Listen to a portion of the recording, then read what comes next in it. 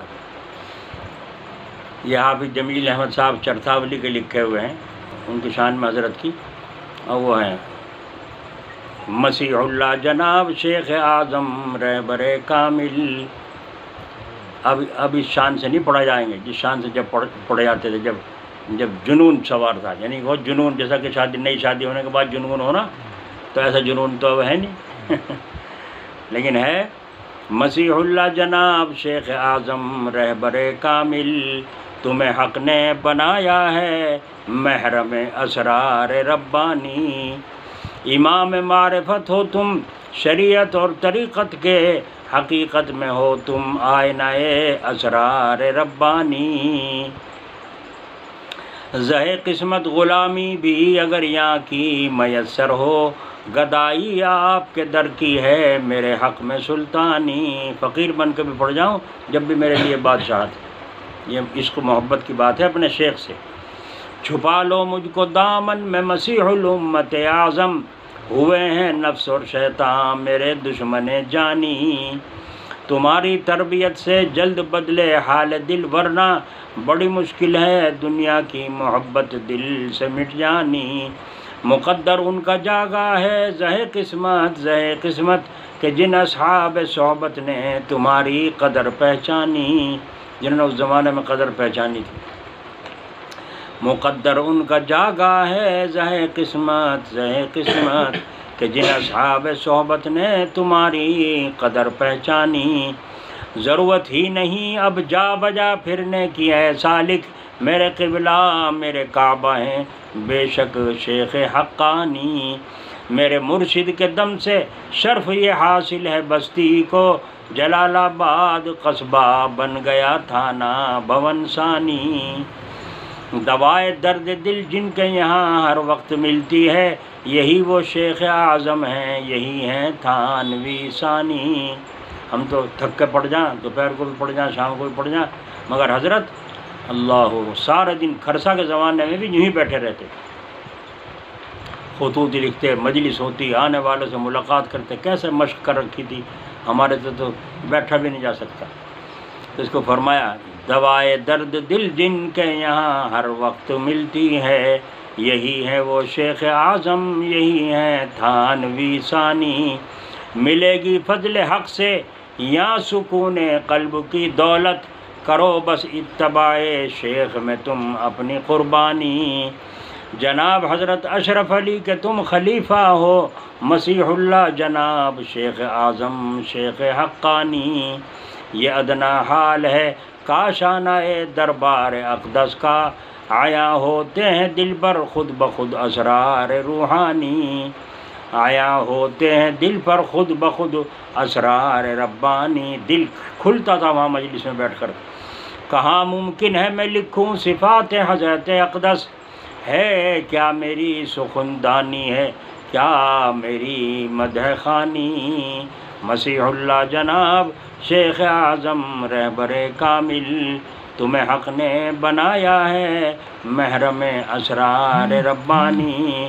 تو بھائی آج تو پیر بھی ہیں مرید بھی ہیں، سب کچھ ہے، مگر ہوا ذائقہ ہمیں نصیب نہیں۔ جن کو ہے وہ لوٹنے والے لوٹ رہے ہیں، جو اصول پر چل رہے ہیں، مگر آج بد اصولیاں زیادہ ہیں۔ تعویذ کا تعلق تو خوب ہے، دعا کرانے کا تعلق تو خوب ہے، مگر اللہ کا نام پوچھنے کا اور اللہ کی طرف چلنے کا کہ مطلب کچھ نہیں ہے، اس کی ضرورت نہیں سمجھتے کہ ہمیں اللہ تعالیٰ تک پہنچنے کا راستہ کیسے نصیب ہو۔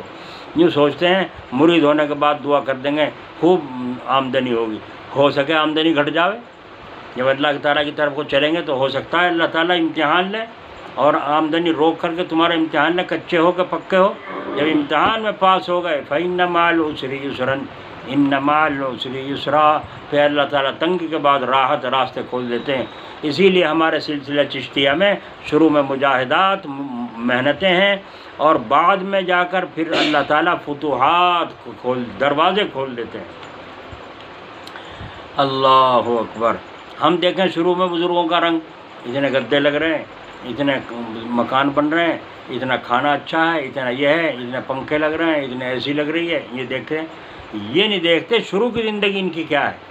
حضرت جلال آباد رحمۃ اللہ علیہ فرماتے ہیں پڑھنے کے زمانے میں پنکھا کر رہا تھا، کتاب پڑھ رہا تھا، مطالعہ، گرمی لگ رہی، مکھیاں ستا رہی، ادھر کتاب. میں نے سوچا بڑی مشکل آئی، کتاب کا مطالعہ کروں یا پنکھا کروں. میں نے سوچا اصل مقصد تو علم ہے، پنکھے کو چھوڑ دیا، ڈال دیا. اور پھر فرمایا 55 سال ہو گئے پنکھا اٹھا کر نہ یوں کیا نہ کسی سے کرایا. سفر بھی کیے، گرمی بھی لگی، کسی سے پنکھا نہیں کرایا. کیسے کیسے جوانی کا زمانہ تھا اور کبھی نہ پنکھا کیا نہ کرایا. اس کے بعد جب بڑھاپا آ گیا، اللہ تعالیٰ نے کہا میرے بندے تو نے بڑی محنت اٹھائی، میری طرف آنے میں تو نے بڑی مشقتیں اٹھائیں اور تو نے جان جان کر اٹھائیں. اب میں تجھے اس کا صلہ دوں گا. کیا تھا؟ بجلی بھاگ جائے تو جنریٹر، انورٹر ڈاؤن ہو جائے تو جنریٹر، ایک جنریٹر ختم فیل ہو جائے تو دوسرا فوراً اسٹارٹ، ہے نا. ہر طرح کی راحت اور آرام. تو ہم یہ دیکھتے ہیں بزرگوں کی آخر کی زندگی کیسے ٹھاٹھ ہیں. شروع کے مجاہدہ تو دیکھو. ایک وقت پان ختم ہو گئے میرے پاس رات کو، پان پیسے ہیں نہیں، ادھار میں کسی سے لیا نہیں کرتا تھا یہاں گاؤں میں. تو پان ختم ہو گئے، کیا کروں؟ بس میں نے سوچا ادھار لے لوں. پھر سوچا ادھار نہیں لیتا، ادھار سے تو اللہ بچاؤ، قرضے سے اللہ بچاؤ، نہیں لیتا ادھار. اور پھر ادھار لے لوں، موت آ گئی تو کون دے گا؟ قیامت کے دن 3 پیسے کے بدلے میں 700 مقبول نمازیں دینی پڑیں گی. تو میں نے تھا کہ کتھا چننا، تمباکو چھالی ڈال کے منہ میں ڈالا. کام نہیں چلا، کچھ نہیں چلا کام. تو پھر امرود کھڑے تھے نا مسجد میں، پتا لایا توڑ کے، کچیا سا، اور توڑ کے لا کے اسے دھو کے کتھا چننا لگا کے اسے کھایا. اب جیب جو چلائی وہ کٹی سے ایک طرف کو ہو گئی، پانی ایک طرف کو ہو گیا. پھر کام نہیں چلا. پھر چھاٹا کتھا چننا، پھر کچھ نہ. میں نے تو اللہ نے صفت پان میں ہی رکھی ہے، چھوڑو پر برداشت کے چھوڑ کے سو گیا. فجر کی نماز اشراق پڑھ کے جب کمرے میں گیا تو ایک آدمی بڑھانے کا پان، چھالی، کتھا، تمباکو ساری چیزیں لیے بیٹھا، اتنی ساری. میں کہا جی یہ لو. میں نے کیوں آئے ہو؟ وہ اس لیے آیا تھا پانی پڑوانے. میں سوچا لاؤ یہ لیتا چلوں. پان کس نے ڈالا دل میں؟ ہے نا. اور آج کا دن ہے، مجھے یہ پتہ نہیں ہے پان کیا بھاؤ ہے، مجھے یہ پتہ نہیں ہے چھالی کیا بھاؤ ہے، مجھے یہ پتہ نہیں ہے تمباکو کا ڈبہ کتنے کا ہے. کیوں؟ اب تم یہ دیکھو گے ڈھیر لگ رہے ہیں. اللہ نے ایسا دیا اس پان والے کے دل میں، ختم ہونے سے پتہ نہیں، اس پہلے اسے الہام کر دے گا دل میں، فوراً پان. کہا جی پان پہنچا دیے. میں نے کہا ختم تو نہیں ہو رہے تھے. میں نے کہا ختم ہونے کو ہو رہے تھے، ہے نا. تو دیکھا آپ نے، یہ کیا، میں یہ نہیں کہہ رہا ہوں کہ یہ میرا کمال ہے، بلکہ کمال یہ بتا رہا ہوں حضرت جی جلال آبادی رحمۃ اللہ علیہ سے جو ہم نے دیکھا اور سنا کہ شروع کی زندگی چشتیوں کی مجاہدے کی ہو. آرام نہ ڈھونڈو، عیش نہ ڈھونڈو، مکان نہ ڈھونڈو، اچھے کپڑے نہ ڈھونڈو، یہ سب فنا کر دو اللہ کی رضا کے لیے، اللہ کو پانے کے لیے. جب اللہ کو تمہیں مل جائے گا پھر جیسا چاہے کھلائے گا، جیسا چاہے گا پلائے گا، جیسا چاہے گا سلائے گا، اس کی مرضی ہے. آئی سمجھ میں؟ یہ مقصد ہے سمجھانے سنانے کا. میں نے اپنا جو واقعہ سنایا وہ یہی سنایا کہ ہمارے بزرگوں کا یہ رنگ تھا اور ہم نے اپنے بزرگوں کا رنگ اختیار کیا. تو پہلے میں نے قصد السبیل پڑھی تھی، کتاب حضرت تھانوی کی لکھی ہوئی ہے، قصد السبیل. جو اللہ کی طرف کو چلنے کا ارادہ کرتا ہو پہلے اس کتاب کا مطالعہ کرے. سمجھ میں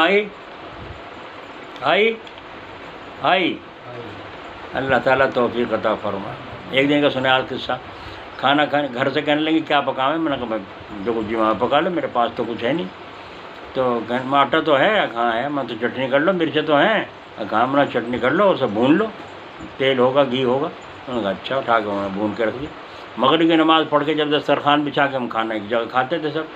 آج بھی کہیں نہ بچوں کو سمجھتے ہی نہیں، سنتے ہی نہیں. سب ایک جگہ بیٹھ کر کھاؤ تو برکت ہوگی. تمہارے والد رحمو، سمجھے، اللہ ان کی مغفرت کرے. ایک دن کہنے لگے آج ایک بات پوچھوں. میں گھر والی نے بھیجا. میں کیا ہوا کہ 2.5 کلو چاولوں کی کھچڑی بنائی تھی صبح ناشتے میں اور سارے کے سارے چٹ کر گئے. 7-8 آدمی چھوٹے بڑے کتنے ہیں اور پتہ نہیں چلا، پیٹ بھرا نہیں سب کا، یوں بھوکے کے بھوکے. تو گھر والی نے کہتی جا کے ان سے پوچھ. میں نے کہا میں بتا دوں گا ترکیب تو تم کرو. تو کہنے کیا؟ میں نے کہا آج 2 کلو کی بنائیے کل کو، اور 2 کلو کی بنا کے دسترخوان بچھا کے ہاتھ دھو کے بسم اللہ پڑھ کے جب کھائیے سارے، پھر بتائیے کتنا کھایا کتنا بچا. اگلے دن جو انہوں نے ایسا ہی کیا، انہوں نے کہا جی آج تو کمال ہی ہو گئے. میں نے کیا ہوا؟ سب کے پیٹ بھر گئے، کھچڑی بچ گئی. دیکھا آپ نے، سنت طریقہ اختیار کرنے میں یوں راحت ہے، اس لیے ایک جگہ بیٹھ گئے۔ تو جب میں بیٹھا جا کے کھانا کھانے، چھوٹا بھائی بھی تھا ہمارا، وہ قاضل ہے غفران، وہ بھی تھا ساتھ میں۔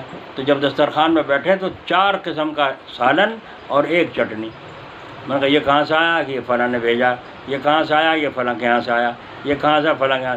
میں نے کہا دیکھو ہم نے تو چٹنی پہ بے فکری کر لی تھی، اللہ نے کہا میرے بندے جب تو نے میرے لیے قربان نہیں دی ہے تو لے ہم بھی تجھے دیں گے، ادھر سے یہ لے، ادھر سے یہ لے، ادھر سے یہ۔ سمجھے؟ نہیں سمجھ میں آئی؟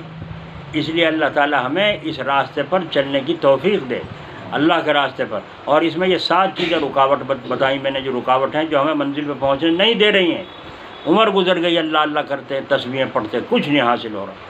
اس کی وجہ صرف یہی ہے، اللہ تعالیٰ توفیق سے نوازے اور اپنے بزرگوں کی اطاعت نصیب فرمائے۔